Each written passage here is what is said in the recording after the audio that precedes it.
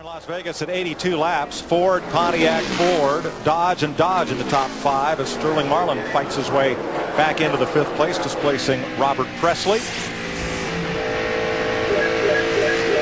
And Sterling Marlin and his Dodge are really grabbing life by the horns. Here's how he's run today. From 24th on the grid up to 4th place. The point standing leader for more, Steve Burns. Well, Mike, he really has grabbed it by the horns here at Las Vegas, starting in the 25th position. They were just a little bit tight before that last stop, and they had another great pit stop here. They're determined to finally break into the win column after what they've described as 2 frustrating weeks in a row at Daytona and Rockingham.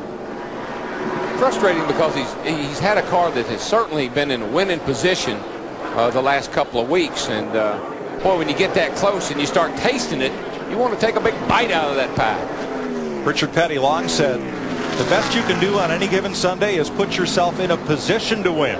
Circumstances will dictate the outcome. That's a beautiful thing about our sport, I think. I mean, every week it's different. You know, we can come here for the next 20 years, and every time we come here, it's going to be different. I want to talk about a group as he comes right up the middle right there, a group that has to be smiling right now. That's Ricky Rudd and that 28 team. They started back in 27th position. I talked to Fatback Michael McSwain, Ricky Rudd's crew chief, this morning. He said, Larry Mack, I've never changed so many things on one race car on race morning in all my life. He said, I could just tell you simpler what I didn't change, and right now it's working out because, again, he's up there in the top 10. Oh, Fatback, he's changed everything. I see a little bit of smoke coming out of Ricky's car right there as he went off into 1 and 2, though. A little tire rub. I've seen that. The car does that sometimes. Pass for 2nd place, Kurt Busch. Right there making 3rd place under pressure, Sterling Marlin. He might have that hillbilly set up in that thing. Hillbilly. Yeah. That's when you put the left front spring in the right and the right front spring in the left. And that works pretty good on a track like this. I did that sometimes, and I didn't do it on purpose, but it worked better. I'm telling you, that's how we figured it out. All right, let's go to the leaders' pit. Well, Mike, rookie Ryan Newman currently holding down that top spot. His crew chief is Matt Borland. Matt, you must be pretty pleased with your rookie driver right now, driving like a veteran today. He's doing a great job. I mean, he's really driving this all-tail Ford. I mean, it's unbelievable how fast he's going right now. He's real happy with the car. He's just doing a great job. They made no changes on their first pit stop. And remember, guys, last year, 5 first-time winners.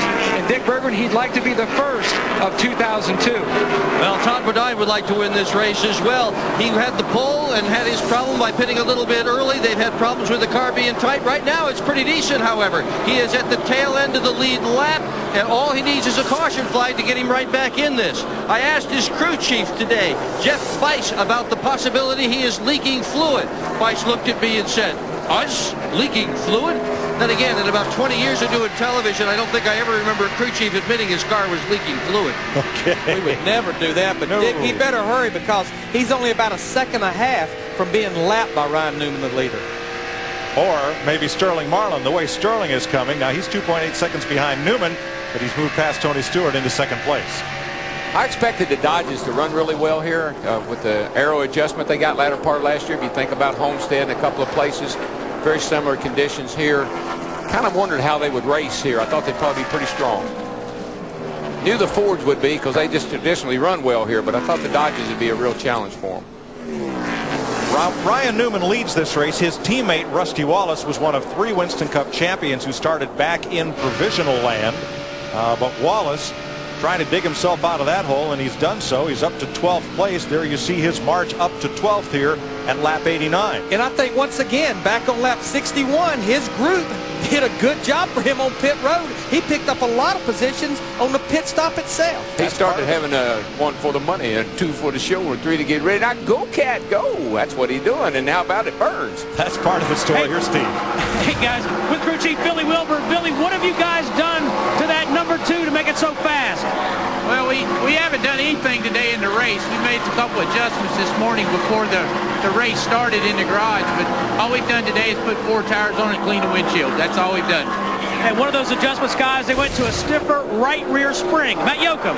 Steve, Dave Blaney in the 77 car restarted 3rd. He's now in 8th. He's dropped 5 spots in about the last 20 laps.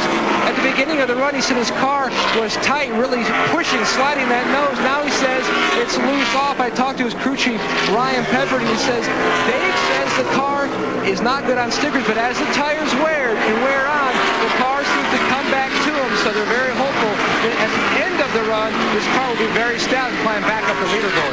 I tell you, he's having a heck of a run here, guys, is Bill Elliott. He's right here behind Spencer. Tried to pass him, got messed up there with the 29 car. But old Bill, awesome Bill from Dawsonville, my rowdy buddy, is coming back. This race is for 5th. Spence is wobbling a little bit there. You see his back end kick out on him? In the upper right, you see the gap from Bill Elliott, who we're riding with to the leader. Tell you the truth, he likes it that way, so I guess that's probably not all that bad. We're well into a run right here, about 89, 89.50 on the top end. Down in 1 and 2, down about 6,500. Climbing off at about mid-140s. This is down the shorter backstretch. Only about 8,400, probably about 400 or 500 RPMs that time difference on Bill Elliott from front stretch to back stretch because the front stretch is so much longer. Larry, I can remember when if we turned an engine 9,000, we couldn't have made a whole lap. I mean, it hadn't been that long ago. Don't look at me like that. I know it hadn't been but maybe 7, 8 years ago, 10 maybe. Kevin Harvick racing with that bunch, but he is a lap down. 9,000 on a push rod engine is a lot of RPM. Well, and it's a lot of RPMs on an engine. We'll get you fixed up. Next stop.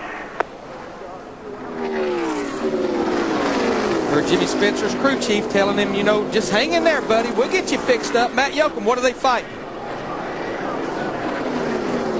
Larry, a great observation by DW.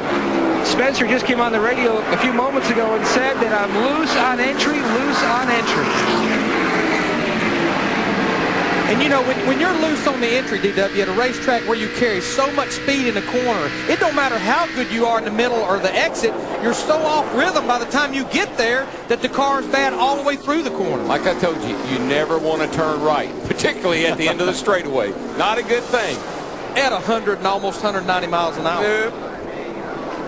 DW be letting off early to get jumping around like that. We'll get you fixed up. We're going to give you the air back in the right front, work on the left side. Okay, what they told him, they're going to put the air back in the right front tire. They must have taken air out of the right front because he was pushing, and that softens the spring rate on the right front. It dips down on the right front, makes you loose getting in. It's like, give me my air pressure back. Yeah. Do something else. And a driver will take, I don't care what, they'll take tight and pushing over loose any day.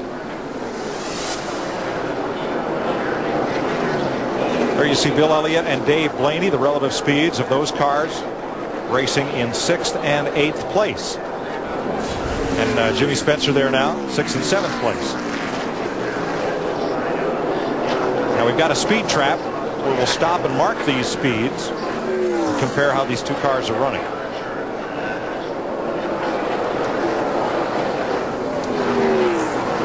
Going off into the corner, Spencer carries about 1 more mile an hour at that time. Just look, they're running 2 different lines right here. Yeah, Spencer got back up in that line he was running earlier, up high, wide, and handsome. This is down the front stretch right here. Headed off into turn 1, rolling out of that throttle. Boom, Spencer about 1 mile an hour faster than Bill Elliott. Mid 130s down the middle of 1 and 2. Up on the back straightaway. This will be going to the end of the backstretch right here, turning into turn 3. Down the middle of 3 and 4, right there in the middle. Looked like Jimmy was just a little bit faster right there. Now we're off turn 4, back on the front stretch. Stop, nice and smooth. Always talking to the driver. You want to talk to them while they're on the straightaway, not racing each other. There it is, into the front stretch. Jimmy Spencer, 185 miles an hour. Well, you always want to tell the driver, particularly when he's having a problem, struggling, that you can fix it. Don't know whether you can or not. You may not be able to, but you got to tell him you can. You don't want to get him down, get him discouraged, thinking that he's going to be this way the rest of the day. Got to keep him pumped up. Drive hard and get it fixed for you. Jeff, have you ever lied to DW and told him you could fix it when you knew you couldn't? Who, me? You talking to me, Mike? Me lying to a driver? Nah, I'd never fess up to that one. No, sir. That's why we stayed together so long. I just like the way he lied to me. Yeah.